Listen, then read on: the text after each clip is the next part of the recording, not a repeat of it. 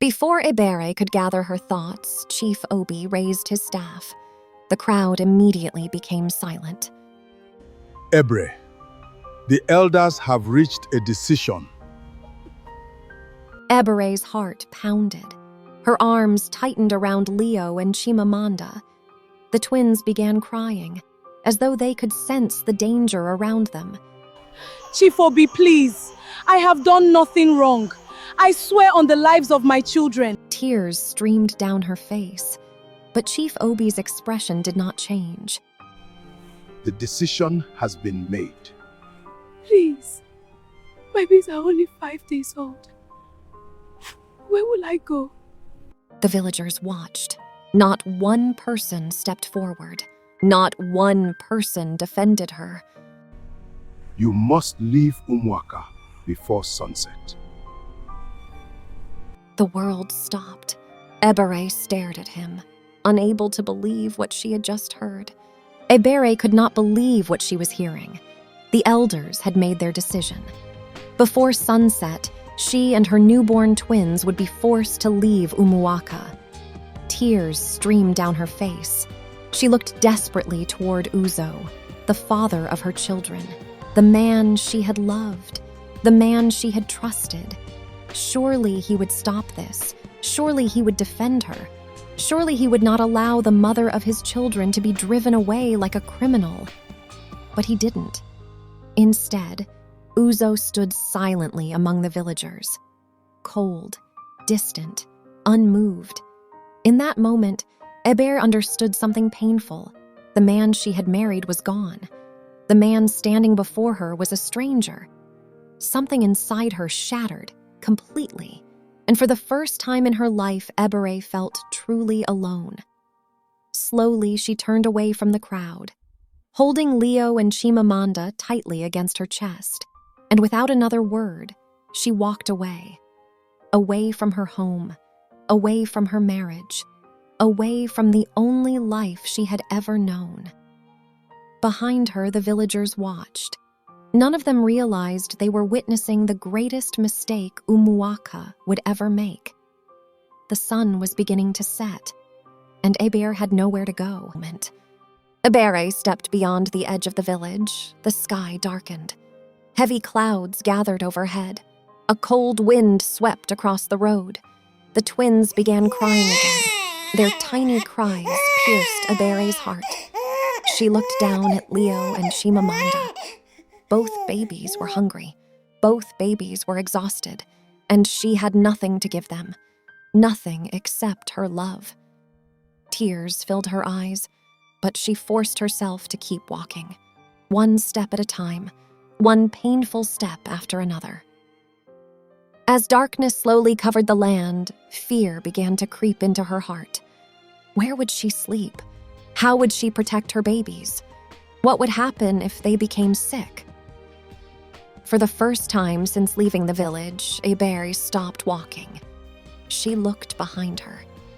Far in the distance, she could still see Umuaka, the village where she had been born, the village where she had grown up, the village where she had fallen in love, the village that had just rejected her. A fresh wave of tears rolled down her cheeks. She wanted to go back. She wanted to run home. She wanted to wake up and discover that everything had been a terrible dream. But deep down, she knew there was no home waiting for her anymore. Then the rain began. At first, it was only a few drops, then more. Within minutes, a heavy downpour was falling from the sky. Ebere quickly searched for shelter, but there was nothing. Only trees, bushes, and darkness. The twins cried louder. Their tiny bodies trembled from the cold. Panic gripped Ebere. She removed part of her wrapper and carefully covered them. Then she ran toward a large tree, breathing heavily, praying desperately, begging God not to let anything happen to her children. The rain continued for hours, and by midnight, Ebere was soaked, exhausted, hungry, and terrified. Suddenly, she noticed something. Leo had stopped crying. At first, she thought he had fallen asleep, But then she touched his face. Her heart nearly stopped. His skin felt unusually warm. Very warm. Fear shot through her body. Then she touched Chimamanda. The little girl was also burning with fever. Ebere felt the world spin around her. Her babies were sick, and she had no medicine, no shelter, no help, no hope.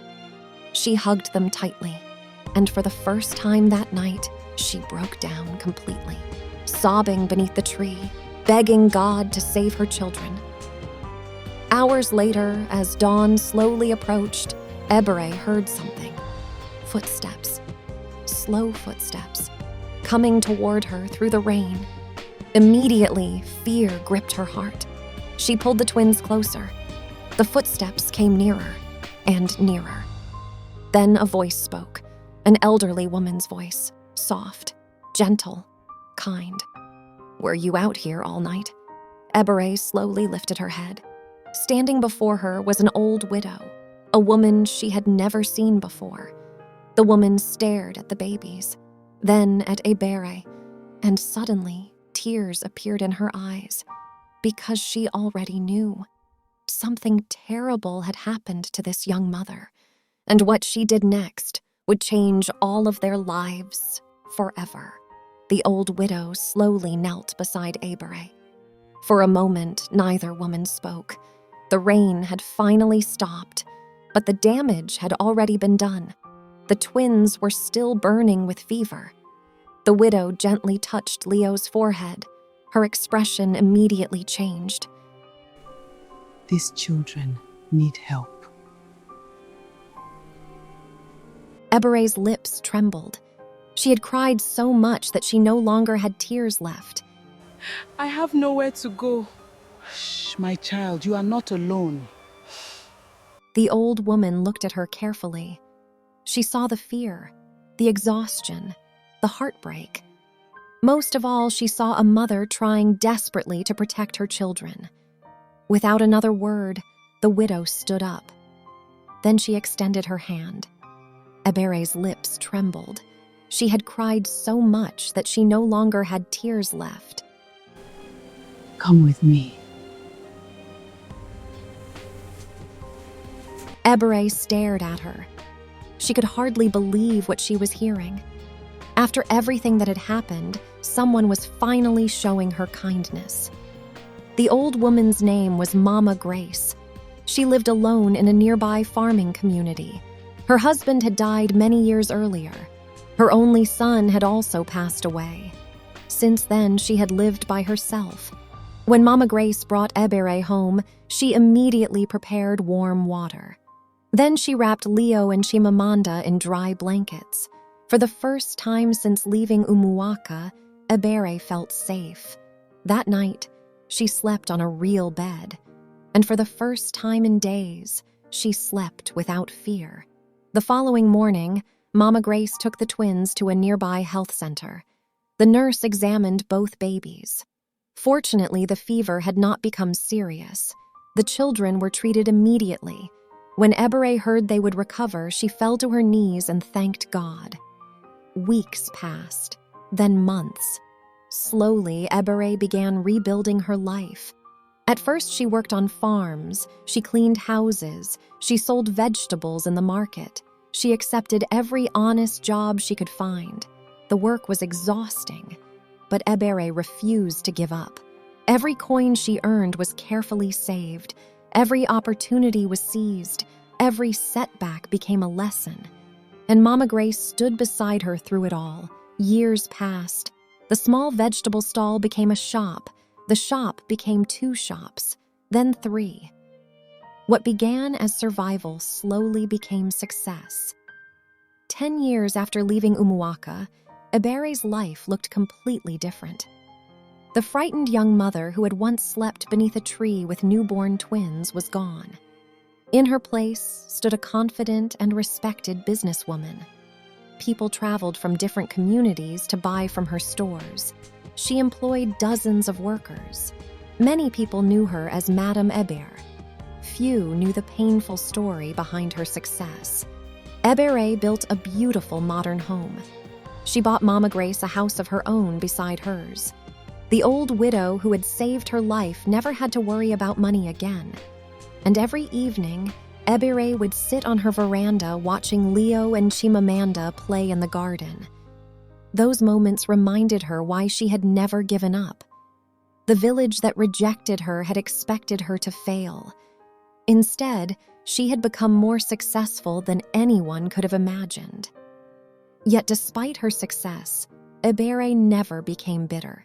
She remained humble, she remained kind, and she never taught her children to hate anyone, not even Uzo. Leo and Chimamanda grew into intelligent and hard-working young adults. Everyone who met them loved them. Leo was calm and thoughtful. Chimamanda was fearless and determined. Both excelled in school. Both dreamed of making a difference in the world. And every achievement they earned reminded Ebere that her sacrifices had not been in vain. One evening, when Leo and Chimamanda were 17 years old, they sat with their mother on the veranda of their beautiful home. The sun was setting. The air was calm. For a while, they talked and laughed together. Then Leo suddenly became serious. Mother, why don't we have a father? The question hit her like a knife. For years, she had known this day would come. For years, she had hoped she would be ready. But she wasn't. Chimamanda looked at her too, waiting, wanting answers. For several seconds, Ebere remained silent. Then she took a deep breath, and for the first time, she told them everything. Everything about Umuaka, everything about Ada, everything about Uzo, everything about the day their lives changed forever. When she finished, silence filled the air. Leo stared into the distance. Chimamanda wiped tears from her eyes. Neither of them knew what to say, because they had just discovered that their mother had sacrificed everything for them, and that the greatest injustice of her life had never been corrected. But none of them knew that far away in Umuaka, the truth buried for 17 years was finally beginning to rise to the surface. Far away in Umuaka, life had not stood still. The village that had celebrated Ebere's disgrace was no longer the same. Many of the elders who had stood in the village square that day had grown old. Some had passed away. The once busy market had become quiet. Several farms had failed after years of poor harvests. People whispered that the village had lost its blessing. Chief Obi had become an old man. His beard had turned completely gray. His once powerful voice had grown weak. Yet there was one memory that never left him. The day Ebere walked away carrying her newborn twins. Many nights he woke from sleep thinking about it. Many times he wondered, had they condemned an innocent woman? Meanwhile, Uzo's life had become a shadow of what he had imagined. Not long after Ebere left, he married Ada. At first, everything seemed perfect. Ada moved into his house. She wore expensive clothes. She enjoyed the respect that once belonged to Ebere. But happiness built on lies never lasts. Years passed. Ada never gave Uzo the family they had dreamed about. Their marriage became filled with arguments. The money Ada's wealthy family once provided slowly disappeared. Business opportunities failed. Their farms produced little. Debt began to pile up. The proud man who had publicly rejected his wife was now struggling just to survive. Many evenings, Uzo sat alone outside his house, silently staring into the distance. Sometimes he thought about Leo and Chimamanda. He wondered what they looked like. He wondered whether they were still alive. But pride stopped him from searching. He told himself it was too late. One afternoon, travelers arrived in Umuaka from a neighboring town. As the villagers gathered around, one of the visitors smiled. "I bought supplies from Madame Ebere's supermarkets today." The name froze Uzo where he stood. Chief Obi slowly lifted his head. "What did you say?" The traveler laughed. "Madame Ebere. She owns several successful businesses. People come from different communities to buy from her. They say she is one of the most respected businesswomen in this region." The entire village became silent. Someone whispered, "Ebere." Another villager shook his head. "It cannot be her." But deep inside, Chief Obi felt something he had not felt in many years, hope and fear. Because if the woman they had cast out had truly become Madame Ebere, then perhaps the truth they buried 17 years earlier had finally returned, and with it, the day of reckoning had begun. The traveler looked around in confusion. He could not understand why everyone had suddenly become silent. No one answered. The villagers exchanged uneasy glances. Then, one by one, they turned toward Chief Obi. The old chief lowered his head. His hands trembled as he gripped his wooden staff. For 17 years, he had convinced himself that the elders had done the right thing.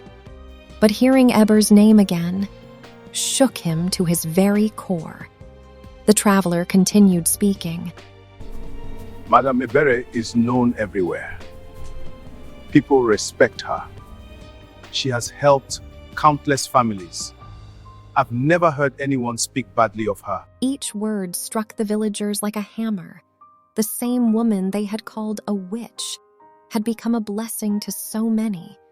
An elderly woman covered her face and began to cry. Another villager slowly whispered, We made a terrible mistake. Not far away, Uzo stood frozen. His heart pounded. The memories came rushing back. Ebere kneeling in the village square, her tears, her trembling voice. "My babies are only 5 days old." Then, the moment he turned his back on her, for the first time in 17 years. Regret overwhelmed him, but deep inside, he knew the truth. Some mistakes can never be undone. Just then, a loud voice echoed across the village. Everyone turned. A village messenger came running toward Chief Obi. His clothes were covered in dust. He could barely catch his breath. When he finally spoke, the entire village fell silent. Chief Obi, someone has returned to Umuaka. The villagers looked toward the entrance of the village. Their hearts began to race. Was it Ebere? Or had the past finally come back to demand justice, slowly? A black luxury SUV came into view, then another. The vehicles rolled gently through the entrance of Umuaka. The entire village stood frozen. Nobody spoke. Nobody moved. The first vehicle came to a stop. A driver quickly stepped out. He walked to the rear door. Then, he opened it. A beautiful woman stepped out. She stood quietly for a moment, looking at the village she had not seen for 17 years. It was Ebere, the same woman they had driven out, the same mother who had walked away carrying newborn twins with nothing but hope. But this was no longer the frightened young woman they remembered. She stood tall, confident, graceful.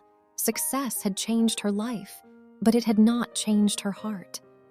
Moments later, 2 young adults stepped out behind her, a handsome young man and a beautiful young woman, Leo and Chimamanda. The babies the village had rejected had grown into remarkable young adults. The villagers stared in complete disbelief. Some covered their mouths, others rubbed their eyes. They could hardly believe what they were seeing. Chief Obi's walking staff slipped from his trembling hands. It fell to the ground.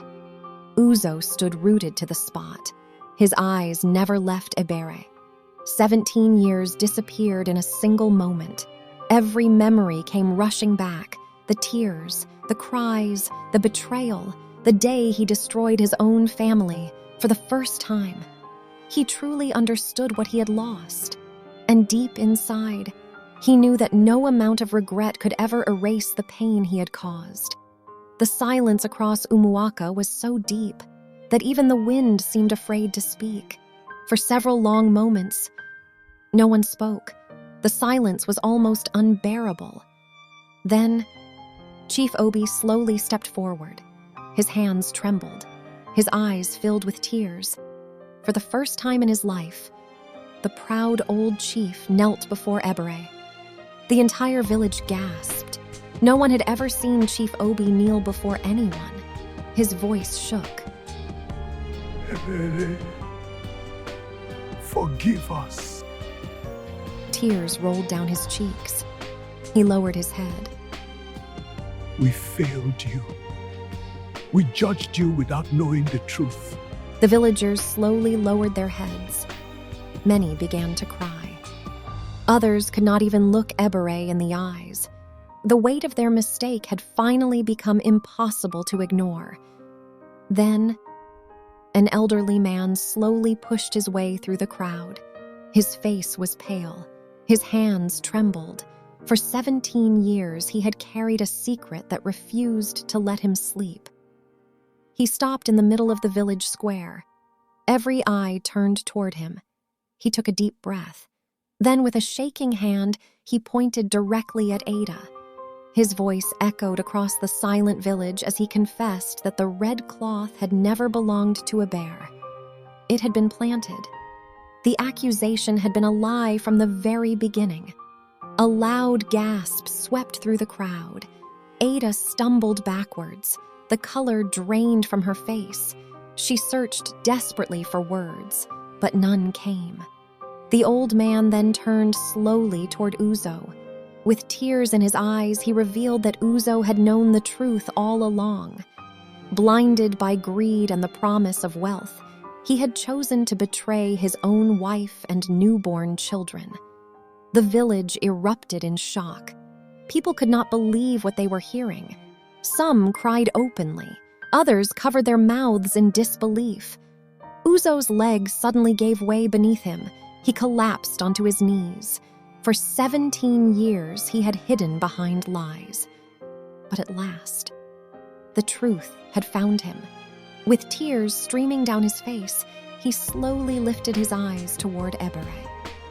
For the first time since she had left Umuaka, he understood the depth of the pain he had caused. I have no excuse. I destroyed my own family. I'm sorry. Ebere looked quietly at Uzo. There was no anger in her eyes, only sadness. Many years earlier, she had dreamed of hearing him admit the truth. She had imagined this moment countless times. But now, his apology no longer had the power to heal what had already been broken. Life had moved on. She had moved on. God had given her a new beginning. She turned and looked at Leo and Chimamanda. They stood proudly beside her, strong, kind, successful.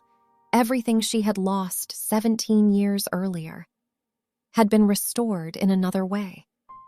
Then Ebere slowly looked around the village, at Chief Obi, at the elders, at the people who had once rejected her. In her heart, she had forgiven them long ago. But she hoped they would never again judge another innocent person without first seeking the truth. The villagers lowered their heads. Many wept openly. No one could find the courage to speak. On that day, Umuaka learned a lesson that would be told for generations. That lies may succeed for a little while, but the truth always finds its way into the light.